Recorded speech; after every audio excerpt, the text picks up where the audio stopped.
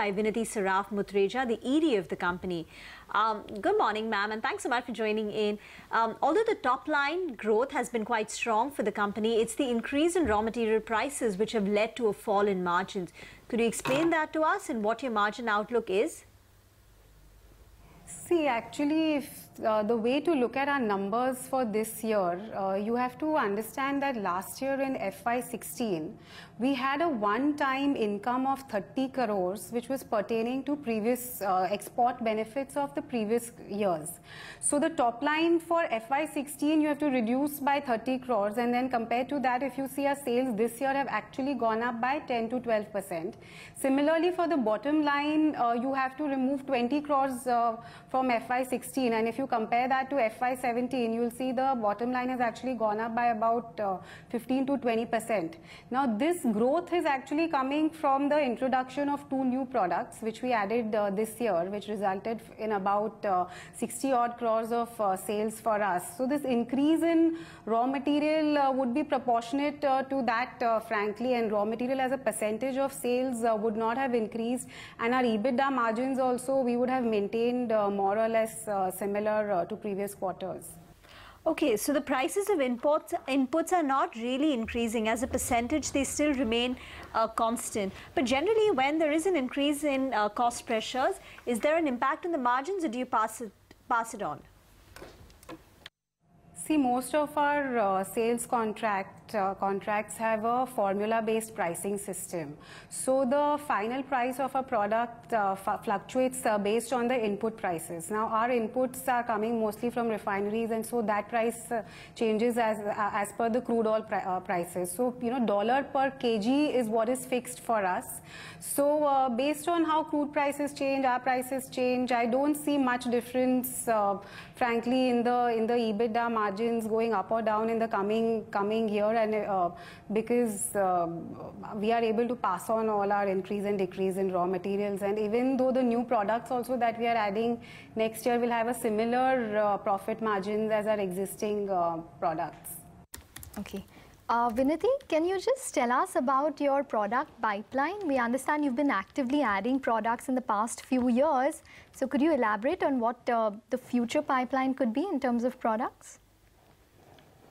Sure. This year, we will be adding 2 new products, which are isobutylene derivatives, PTBT, PTBBA, and its methyl ester. Those are used in personal care. That will add to about 50-60 crores in the top line. Besides that, we will also be starting a cogeneration plant in which we will be producing our own captive power and steam, which will result in cost savings and hence affect the bottom line positively. Now, the year after that, which is in FY19, we will be starting butyl phenols.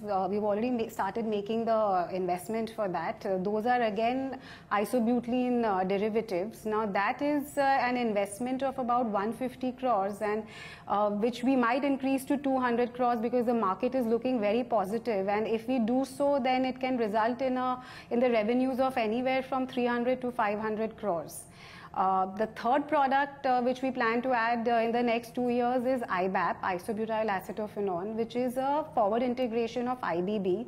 It is intermediate. It's a one step before ibuprofen. So that will also result in value add of about 50-60 crores.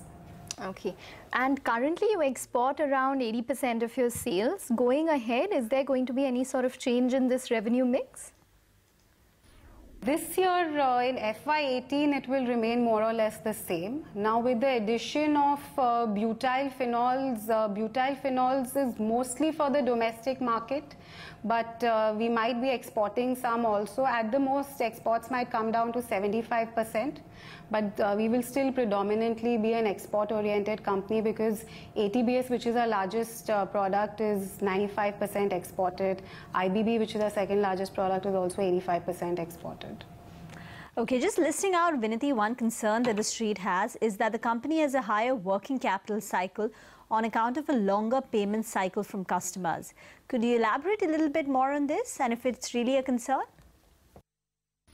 I think currently the working capital cycle should be about 60 days. Most of our clients are MNC clients, the large multinational chemical companies of the world, and we export to them. It's about a 60-day lead time by the time our product reaches them.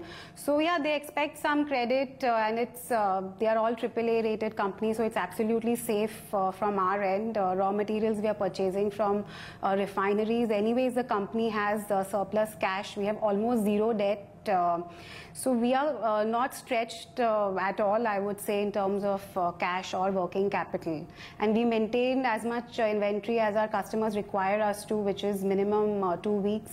Raw materials are easily available on hand in India itself, so about 10 to 15 days of raw material inventory is what we keep also. Okay, all right, Vinati, we're going to let you go on that note. Thanks very much for joining in and taking us through the numbers.